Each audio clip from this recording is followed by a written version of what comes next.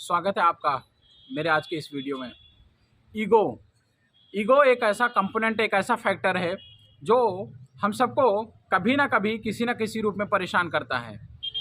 हम में, हमको, आपको, हम सबको जहाँ भी लगता है कि यहाँ पर हमें अपने ईगो को छोड़कर या अपने एटीट्यूड या प्राइड के इमोशंस को छोड़कर बाहर निकल कर काम करने की ज़रूरत है। ऑलवेज डू थिंक, हमेशा ज़िंदगी में इस तरह से सोचिए कि ये एक आपकी ओरिजिनल एक्चुअल लाइफ है जो कि you are living from within. दो तरह की ज़िंदगी होती है इस दुनिया में, एक विदाउट, एक with in.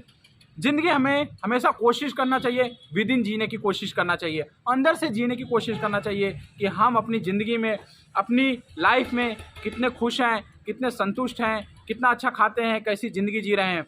Because outwards life show off, this is not going to help you for a longer period. आप शो ऑफ की ज़िंदगी में, आप दिखावे की ज़िंदगी में बहुत दिन तक खुश नहीं रह सकते हैं। And ego is such a thing कि आपको आपकी ज़िंदगी में वो सब कुछ करा जाता है जो आपको जब एहसास होता है कि मैंने ईगो और शो ऑफ में क्या क्या कर दिया और ज़िंदगी आपकी किस तरह से बर्बाद हो गई।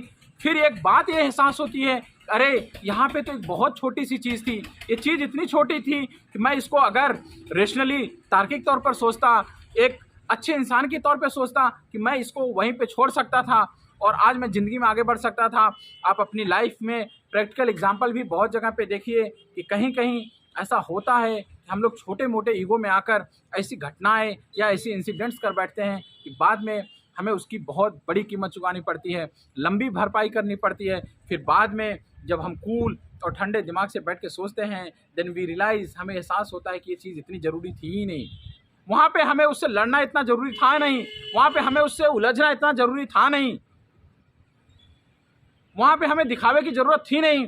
लेकिन अपने ईगो और एटीट्यूड, अहंकार और घमंड में आके हम वो कुछ कर जाते हैं जो जब बाद में एहसास होता है तो लगता है, खुद को एहसास होता है इंसान हम वही होते हैं, इंसान हम बदले नहीं होते हैं। बस this is the state of mind, ये दिमाग की एक स्थिति है कि कहीं पे हम कुछ ऐसा कर जाते हैं जो हम खुद जब अपने दिमाग से वही इंसान हम बैठकर सोचते हैं तो लगता है कि ये चीज़ ज़रूरी थी ही नहीं। सो ऑलवेज मेरी एक बात, ज़िंदगी में बहुत प्यार से अपने अंदर डेवलप करिए कि ईगोइस्ट मत होइए, कि ego is never a good thing.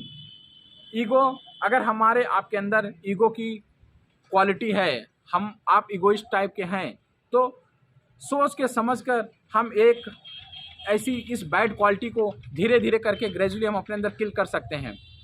Respected बनना एक अच्छी चीज़ है, बट ईगोइस्ट बनना एक अच्छी चीज़ नहीं है। क्योंकि मैं बार बार फिर से वही बात दोहरा रहा हूँ कि ये bad day for your ego is a great day for your soul. आत्मिक बनिए, अंदर से जिए ज़िंदगी को, दिखावे की ज़िंदगी में कुछ रखा नहीं है। That's all, thank you.